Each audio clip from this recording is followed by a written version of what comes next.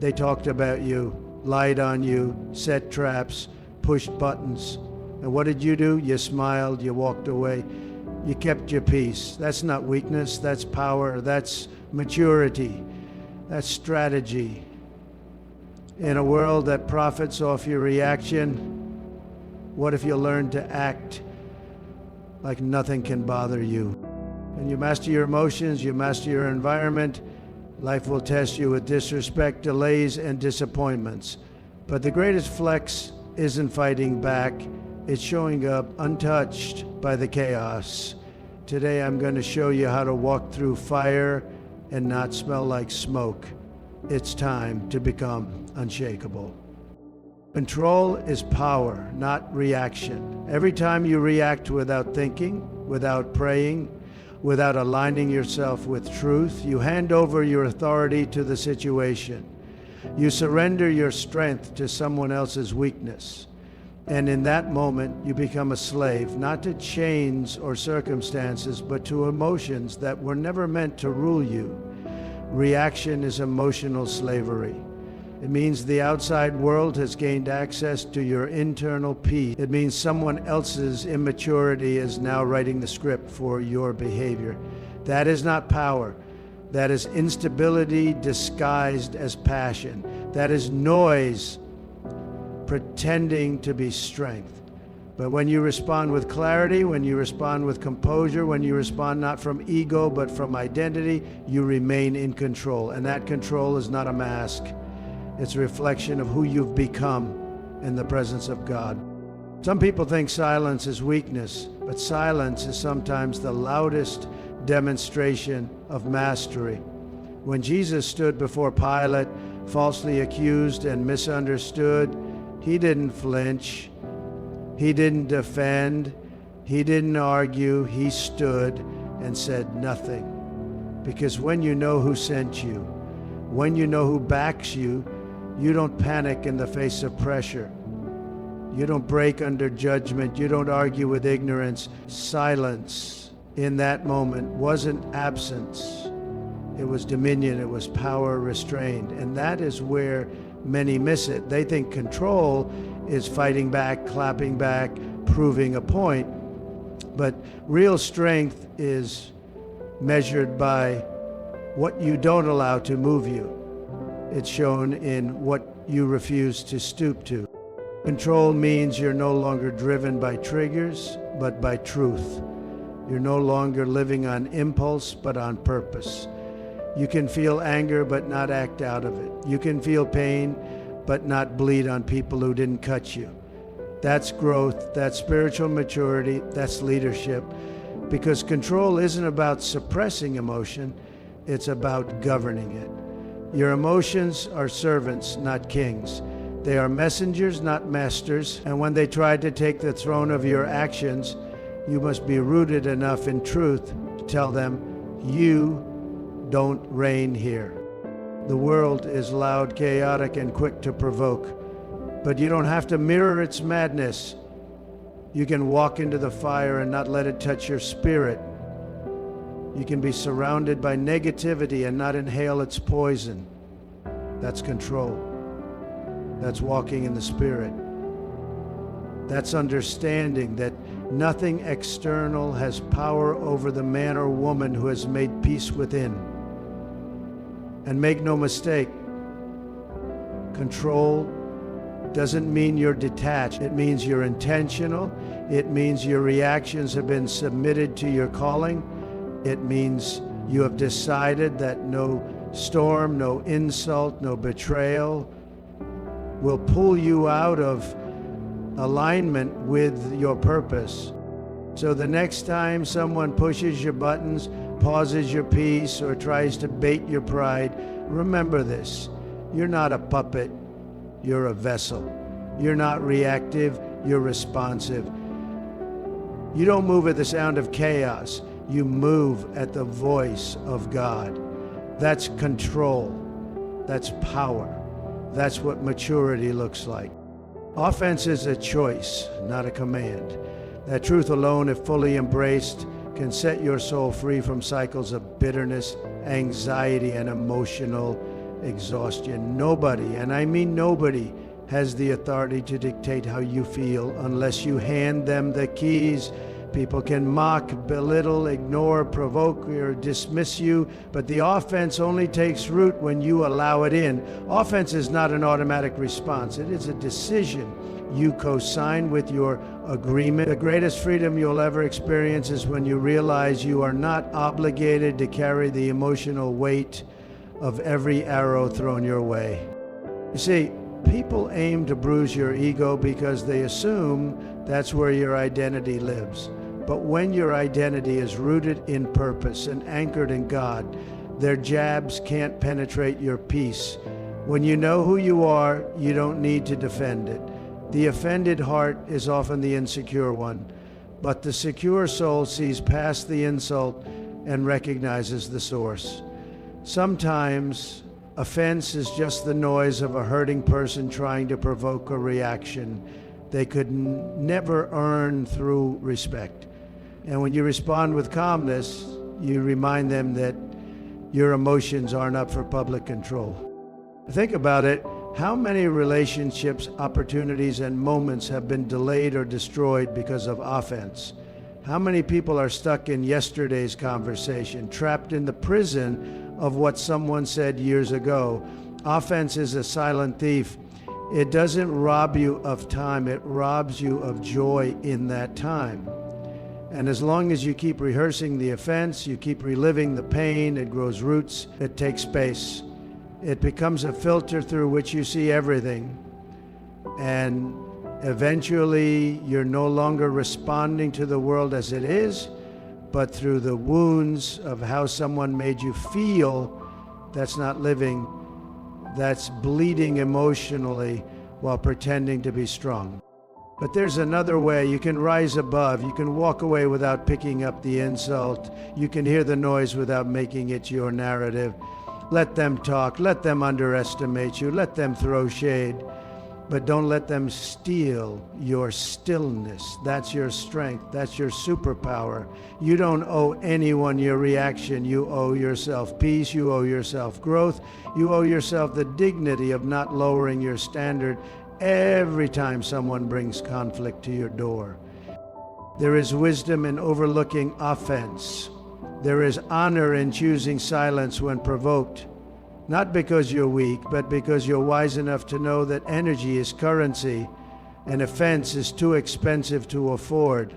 Every time you walk away from unnecessary drama, you're not just avoiding conflict, you're preserving purpose. And your purpose is far too precious to be traded for petty wars. So rise above, stay grounded, and act like nothing can bother you, because your peace is not theirs to control.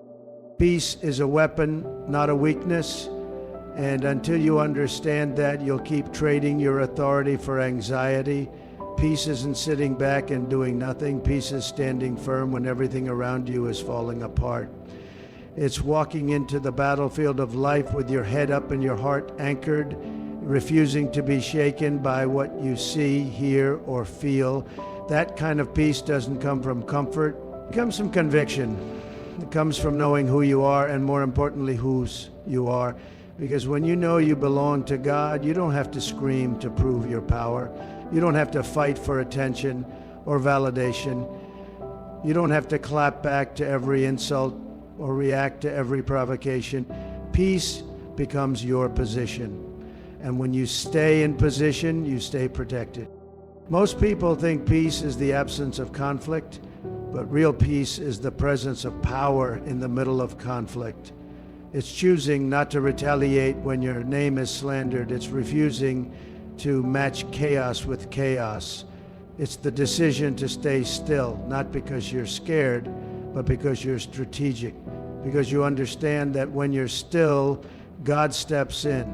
And when God steps in, the outcome changes.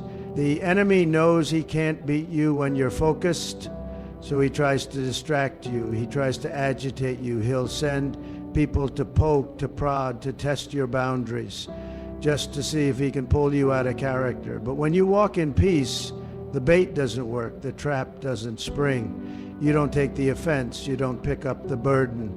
You simply stand in the presence of God, knowing that vengeance belongs to Him and deliverance is already on the way. That's why peace is intimidating. It makes people uncomfortable. When you don't flinch, when you don't argue, when you don't fall apart under pressure, people won't understand you. But that's the point. Peace is not natural, it's supernatural. It's not a mood, it's a mantle. It's not how you feel, it's what you've been given. Jesus said, "My peace I give to you, not as the world gives." That means the peace of God doesn't fluctuate with the economy, the diagnosis, or the opinion of others. It's rooted in eternity, it's grounded in truth, it's a gift from heaven that produces a calm in the middle of storms, a stillness that silences confusion, a quiet confidence that keeps your heart and mind guarded.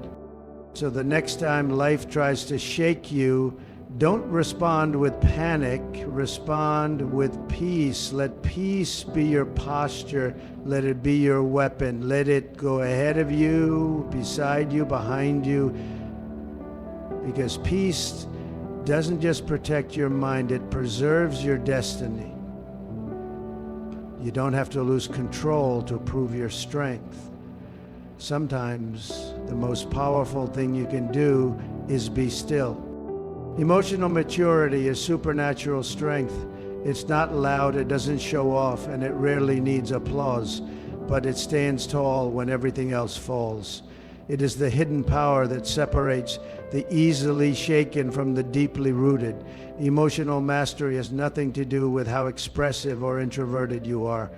It has everything to do with discipline, choosing not to be pulled into every argument, every insult, every storm that tries to pull you off course. You can be the most extroverted person in the room and still walk in self-control. Or you can be quiet and reserved and still be emotionally reckless. This is not about your personality, it's about your priority. When you are mature, you recognize that not every battle is worth your breath. Not every comment deserves a clap back. Not every slight requires retaliation. Maturity is the ability to discern what deserves your energy and what doesn't. It is refusing to be a puppet to your feelings. Feelings are real, but they are not always right. They are loud, but not always accurate. And if you live your life reacting to every emotion that rises up, you'll find yourself exhausted, entangled, and ineffective. Emotional maturity means you can stand in a room full of conflict and not be moved. You can hear your name slandered and not feel the need to defend yourself. You can be misunderstood and still walk in clarity. Why? Because your validation doesn't come from people. It comes from purpose. You don't allow people's chaos to recruit you into their dysfunction. You've learned how to say, "That's not mine to carry." You've learned to respond slowly, not because you're weak, but because you value peace over ego. That's strength. Strong people don't always look strong.